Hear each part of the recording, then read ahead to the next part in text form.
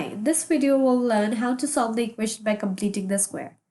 So this equation is not in the form of x squared plus bx plus c. So what we're going to do is we'll bring 21 to the left hand side first.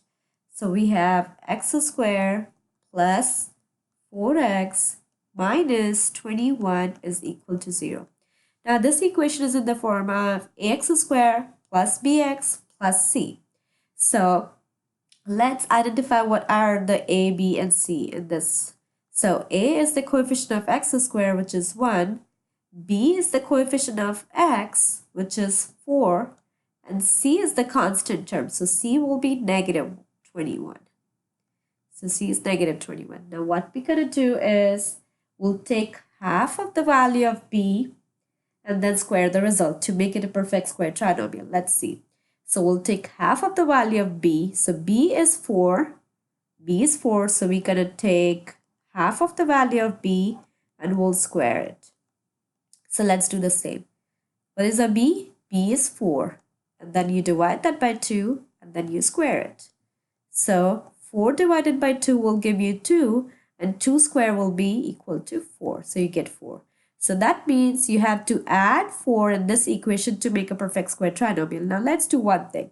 We'll write here x squared plus 4x. Now we have to make this a perfect square trinomial. That means we have to add something to it to make a perfect square trinomial.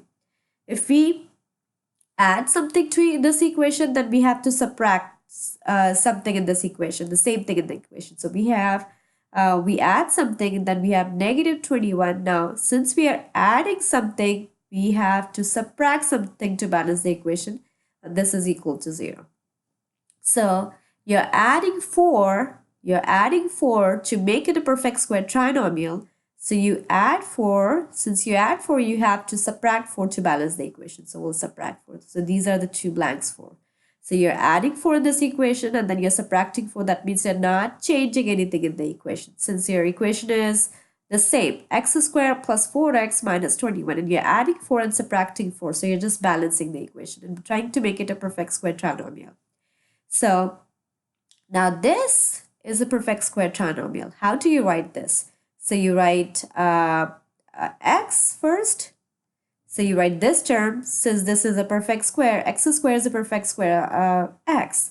Then you write the last term. So this is 4. And what is the perfect square of 4? It's 2. So you write here 2. So x plus 2 squared. Now, negative 21 and negative 4, you can combine the like terms. So this will be negative 25 is equal to 0. Now, you have to solve this for x. So that means you want to isolate x. How do you do that? First of all, you get rid of negative 25 from this side. So what we can do is we add 25 on both the sides. So x plus 2 whole square minus 25 is equal to 0. So you get rid of 25 from this side. So you add 25 on both the sides. So you will get x plus 2 whole square. Then 25 and 25 cancel out each other. Here you have 0 plus 25 will be 25. Now since you have the perfect square here, you have to take the square root of both the sides in order to isolate x and get x by itself. So we'll take square root of both the sides. Inside the square root I have x plus 2 whole square is equal to square root of 25. Now, what is the square root of x plus 2 whole square? This will be x plus 2. What is the square root of 25? It's plus and minus 5. So, we have two equations here. X plus 2 is equal to positive 5 and x plus 2 is equal to negative 5. Now, we have to solve these two equations for x. So we have to subtract 2 on both the sides to get rid of positive 2 here. So we'll get x equals 3 here.